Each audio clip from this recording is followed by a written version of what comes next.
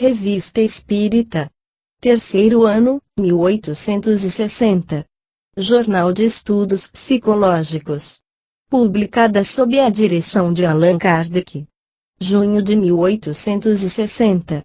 Um grão de loucura. O jornal de Altissaone narrou recentemente o fato seguinte.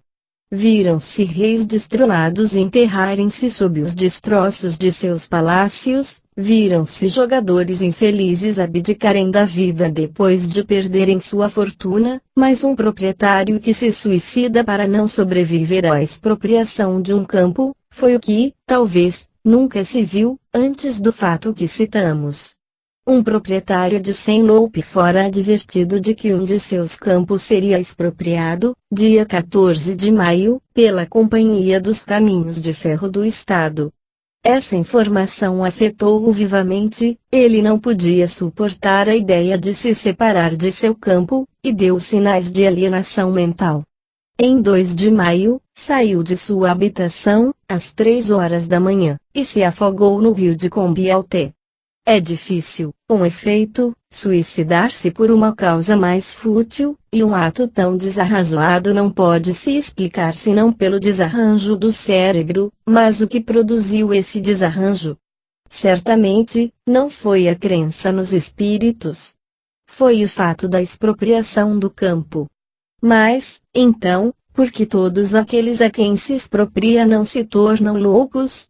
Dir-se-á que nem todos têm o cérebro tão fraco. Então, admitis, pois, uma predisposição natural à loucura, e não poderia ser de outro modo, do momento em que a mesma causa não produz sempre o mesmo efeito.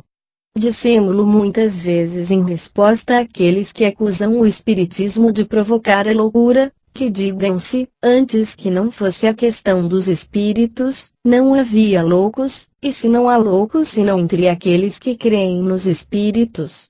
Só uma causa física ou uma violenta comoção moral podem produzir uma loucura instantânea. Fora disso, examinando-se os antecedentes, encontrar-se-ão sempre sintomas, que uma causa fortuita deve desenvolver, a loucura toma, então, o caráter da preocupação principal, o louco fala do que o preocupa, mas a causa não é essa preocupação, de alguma sorte, isso não é senão um modo de manifestação.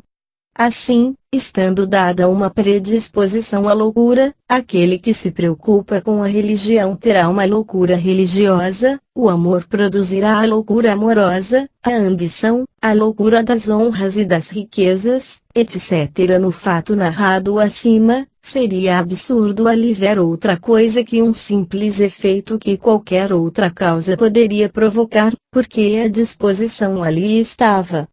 Vamos ainda mais longe, agora, dizemos claramente que se esse proprietário, tão impressionável com respeito ao seu campo, fosse profundamente imbuído dos princípios do espiritismo, não se tornaria louco e não se afogaria, duas infelicidades que seriam evitadas, assim como temos numerosos exemplos.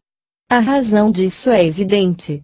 A loucura tem por causa primeira uma fraqueza moral relativa, que torna o indivíduo incapaz de suportar o choque de certas impressões, no número das quais figuram, em 3/4 ou menos, o desgosto, o desespero, o desapontamento e todas as tribulações da vida. Dar ao homem a força necessária para ver essas coisas com indiferença, é, pois, atenuar nele a causa mais frequente da loucura e do suicídio. Ora, essa força, aurirá na doutrina espírita bem compreendida.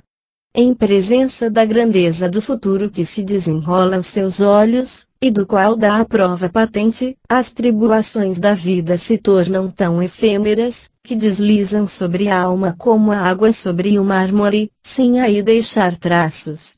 O verdadeiro espírita não se apega à matéria senão ao razoável, ao que é necessário às necessidades da vida, mas se uma corda lhe falta, tira-lhe partido, porque sabe que não está aqui, senão em passando, e que uma sorte bem melhor o espera. Também não se afeta mais por encontrar uma pedra acidentalmente em seu caminho.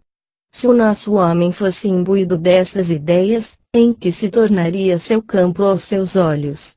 A contrariedade que ele experimentou foi insignificante ou nula e uma infelicidade imaginária não pode causar uma infelicidade real. Em resumo, um dos efeitos, e podemos dizer um dos benefícios do Espiritismo, é dar à alma força que lhe falta em muitas circunstâncias, e é nisso que pode diminuir as causas da loucura e do suicídio. Como se vê, os mais simples fatos podem ser uma fonte de ensinamentos para quem quer refletir. É em mostrando as aplicações do Espiritismo aos casos mais vulgares, que se fará compreender-lhe toda a sublimidade. Não está aí a verdadeira filosofia?